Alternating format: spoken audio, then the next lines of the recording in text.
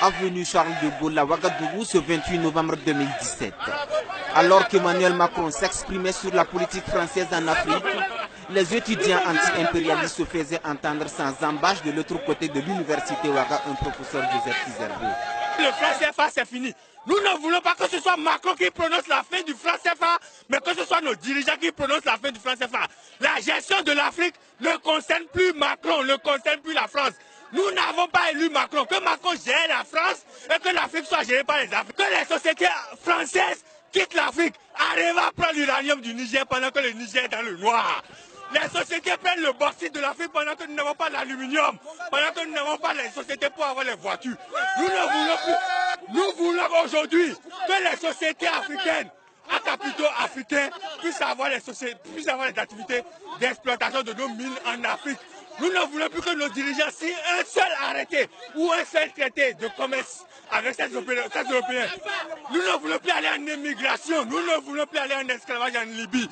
Nous voulons des emplois chez nous ici, avec des sociétés dont les revenus vont rester en Afrique, dont les profits vont rester en Afrique. À bas la France, à bas le... Des manifestants aussi bien nombreux que diversifiés, eux, décrivent l'inaccessibilité du campus. Ils ont été interdits par les forces de l'ordre, de quoi accentuer la colère des étudiants. Ils ont fermé les écoles à cause de Macron. Ils ont fermé des boutiques à cause de Macron. Pourquoi?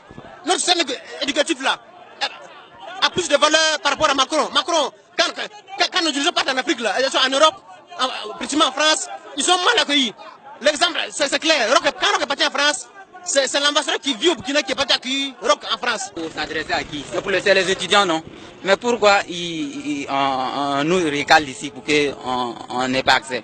Il est venu pour nous adresser. Pourquoi on nous maintient ici? On veut rentrer dans le campus. L'université est assez grande pour accueillir des millions d'étudiants. Lors de leur dernier sommet, qu'est-ce que Macron a dit des Africains? L'Afrique a un problème civilisationnel. Aujourd'hui, on l'accueille au Burkina Faso parce que nous avons un problème civilisationnel. Effectivement, nous l'avons. Non, nous n'avons pas de leçons à prendre de Macron. Non, nous n'avons pas besoin de Macron. Nous n'avons pas besoin de régimes encore impérialistes. Et c'est le début d'un bras de fer entre eux et les policiers. Tout de suite, la tension monte. Les forces de l'ordre craquent et ils lâchent le gaz lacrymogène.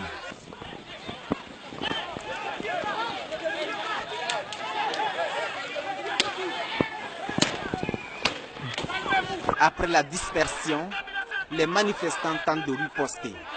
Les FDS sont parfois lapidés, les routes sont barricadées et des objets brûlés sur les bitumes en riposte.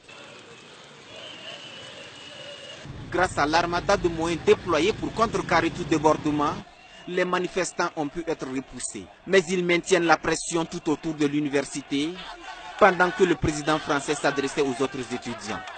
Un événement qui a également occasionné la fermeture des commerces dans les environs du campus, où les contestations anti-impérialistes gagnaient en ampleur depuis 2 jours.